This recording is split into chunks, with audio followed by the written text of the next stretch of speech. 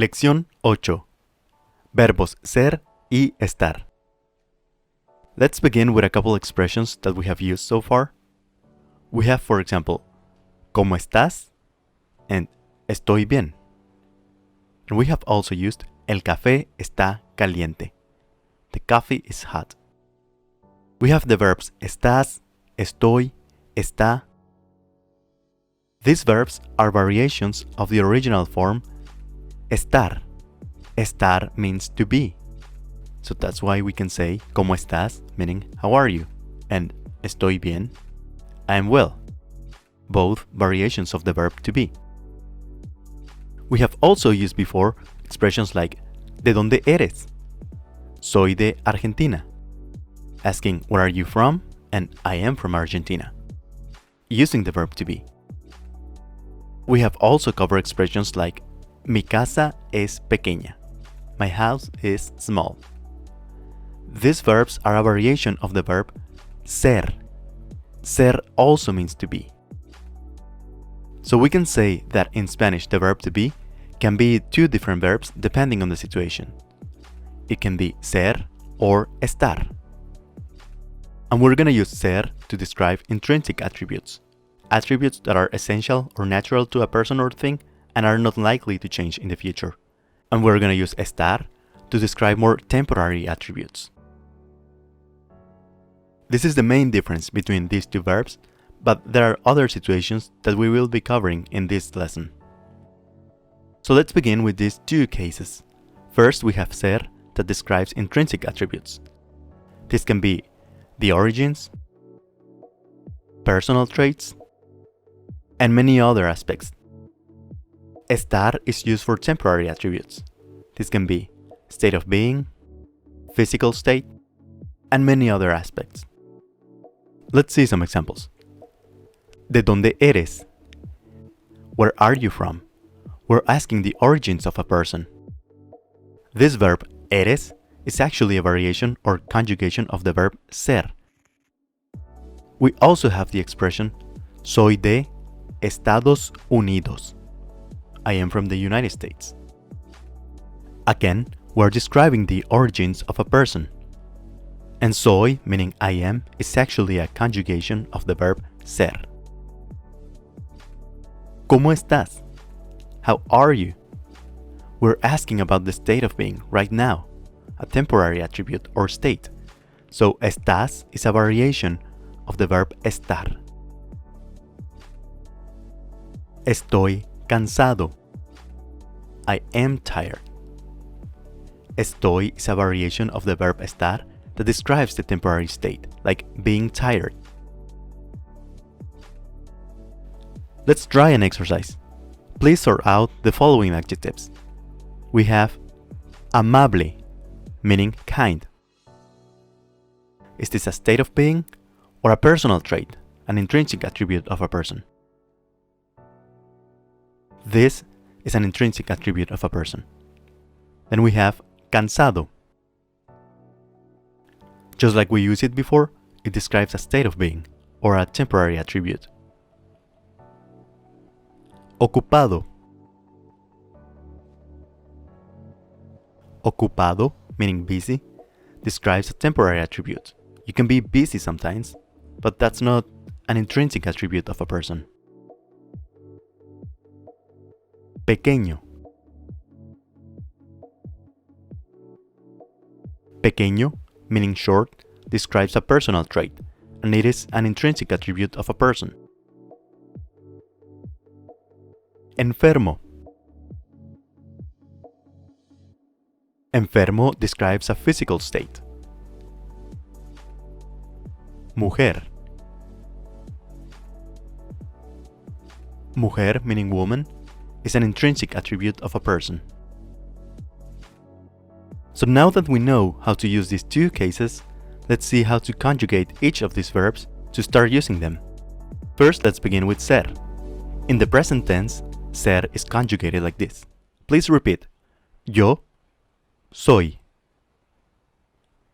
Tú eres. Él, ella, usted es. Nosotros somos. Ellos, ellas, ustedes son. Let's see some examples. Let's use the word pequeño, meaning short or small, to say, I am a little short. Remember, to say a little in this case is un poco. To say I am, since we're describing an intrinsic attribute, we use soy. Soy un poco pequeño. Now let's use the word amable, meaning kind, and say, you are very kind. To say you are, describing an intrinsic attribute, is eres. Eres muy amable. Now, Natalia is very kind. Since Natalia is a she, or ella in Spanish, we have to use this form. So we say, Natalia es muy amable. Natalia is my friend. Natalia es mi amiga. He is my brother. Él es mi hermano. We are brothers. We're using we, meaning nosotros, so we need to use this form. Somos hermanos. Now let's cover the conjugations of the verb estar in the present tense. First we have yo estoy. And this is actually the only irregular case for this verb. For the rest of the pronouns, we're gonna have a regular conjugation. So can you guess the conjugation for tú? We use an S ending. Tú estás. Él, ella, usted. We drop the S.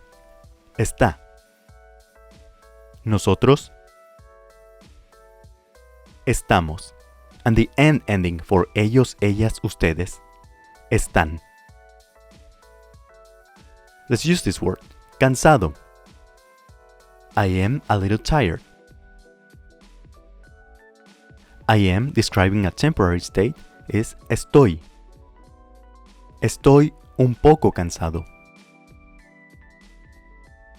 Now let's use ocupado. I'm very busy. Estoy muy ocupado. Now let's use the word enfermo, meaning ill or sick. I am a little sick.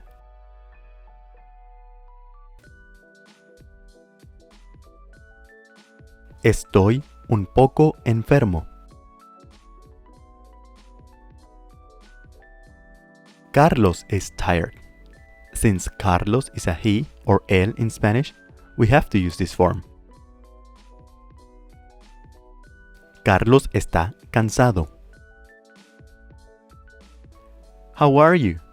We're asking a temporary state in the informal singular case, namely tú. So that's why we say, ¿Cómo estás? And how are you guys doing? Not only you singular, but you guys, more than one. This is the case of ustedes. So if you're greeting more than one person, you can say, ¿Cómo están? Now that we have covered the conjugations of ser and estar, and we have also covered these two cases, let's see the next case, using ser to describe social aspects. This can be, for example, the occupation or ocupación. For example, maestro, estudiante, jubilado. Another social aspect of a person is the nationality or nacionalidad. For example, americano, mexicano, colombiano.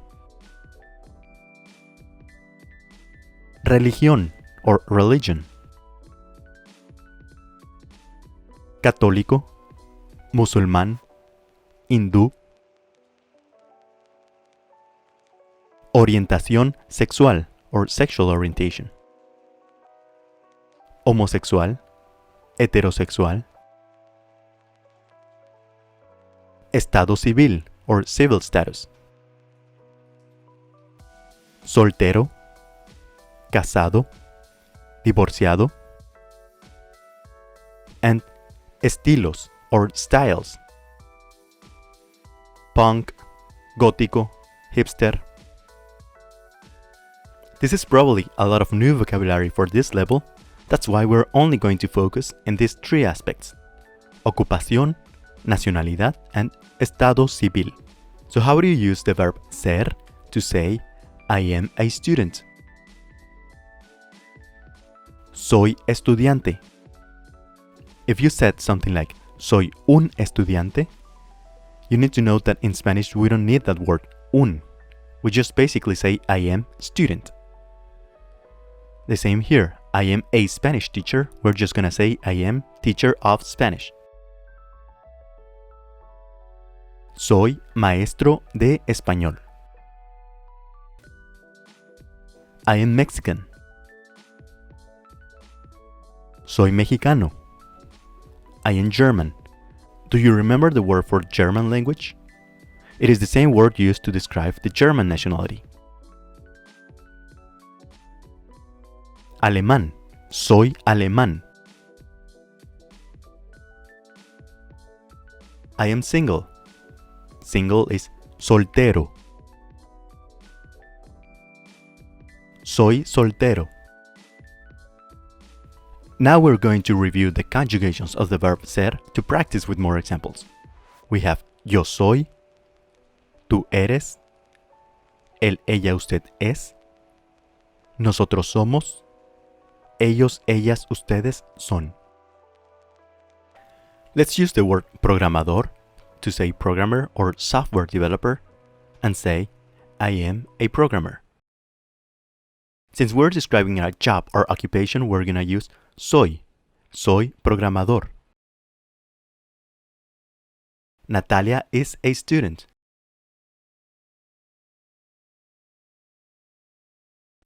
Natalia es estudiante. Let's use the word esposo to say husband.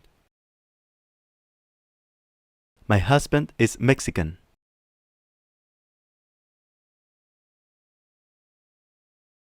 Mi esposo es mexicano. Before we continue, you should know that there are two ways to indicate nationalities.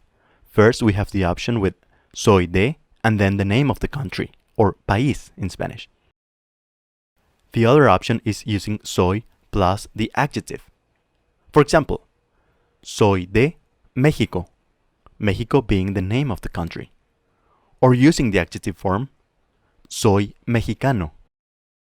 If we're using the adjective form, a woman would say, soy mexicana. Soy de Colombia, using the country name Colombia, or using the adjective form, soy colombiano. And for a woman, soy colombiana. Soy de Estados Unidos, using the country name, or the adjective form, soy estadounidense. Again, estadounidense. This is quite complex, so you can just say, soy americano. A woman would say, soy estadounidense, or soy americana. So let's see what are the adjectives to describe nationalities of the next countries. First, France. The name of the country is Francia. The nationality is the same word used for the language. If you remember, the language is francés. So a man from France is francés. A woman is francesa. Germany. Alemania. The nationality is the same word we use for the language. The language is alemán. So a man from Germany is alemán and a woman is alemana. Then we have China. The name of the country looks exactly the same in Spanish, but with Spanish pronunciation. That is China. A man from China is chino, which is also the word for Chinese language. A woman from China is a china. England. The country in Spanish is Inglaterra. A man from England is inglés. A woman from England is inglesa. Now we have an exercise. Let's use the following intrinsic and social attributes and create sentences to describe the characters. First we have Pablo, and below him we have his attributes. Colombiano, programador, hombre, inteligente. Let's begin with his name. How do you say, he is Pablo? Él es Pablo. He is Colombian. Él es colombiano. He is a programmer. Él es programador.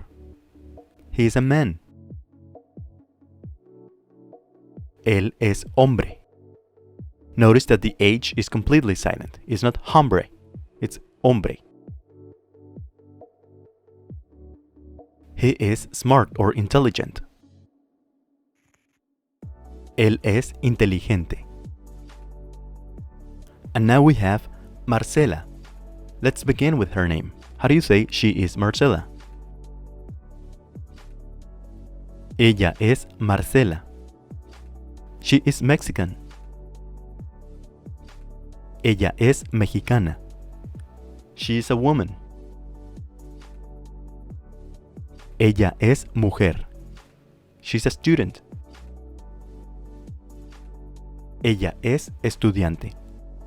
She is kind. Ella es amable. Now we have Diego. Let's begin with his name. He is Diego. Él es Diego. He's Argentinian. Él es argentino. He's a consultant. Él es consultor. He's sociable. Él es sociable. And Lucía. Let's begin with her name. Ella es Lucía. She's Argentinian. Ella es argentina.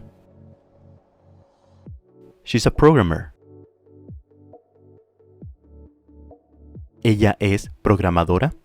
As you can see, also the word programador became programadora to describe a woman.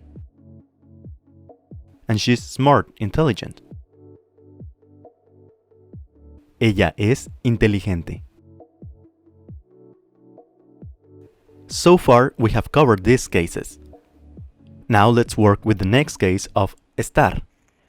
We're gonna use estar to describe locations.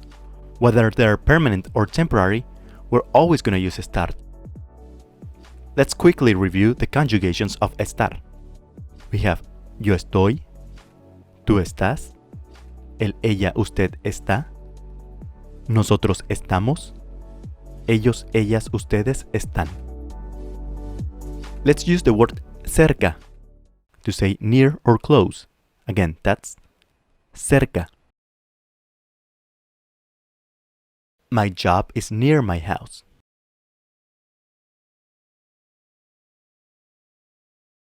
My job, mi trabajo, está cerca de mi casa.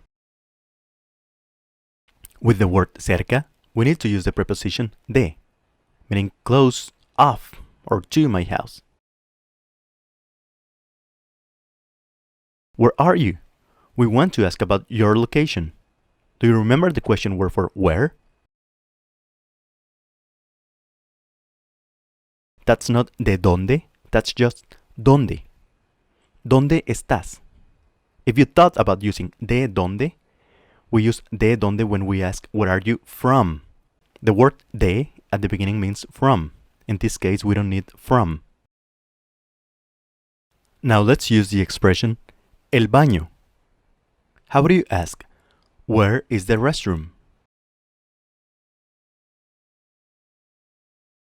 Things or places in Spanish always have a gender. In this case, el baño is a he, so we use the el form. ¿Dónde está el baño? Where is the bathroom located? Now let's use el restaurante. Where is the restaurant? ¿Dónde está el restaurante? Now we're going to finish the lesson by translating these expressions that use the verb estar. How do you say, I am in my house? We're describing a location, so we use estoy. Estoy en mi casa. I am in the school. Estoy en la escuela. I am in the office. Office is oficina. We have the vocabulary on top. Estoy en la oficina. I am sick. Estoy enfermo. Or a woman would say, estoy enferma. How are you? ¿Cómo estás? Not very well. No muy bien. I am a little tired. Estoy un poco cansado. We're describing a state, so we use estoy. I am a little sick. Estoy un poco enfermo. Or a woman would say, estoy un poco enferma. In this lesson, we covered the most common and useful cases that use ser and estar, but there are still a couple more cases that we will learn in future lessons. One of them is using ser to describe time, the time of the day, dates, day, month, or year. But we will cover that in another lesson. Lesson finished. Continue with the next video lesson, adjectives.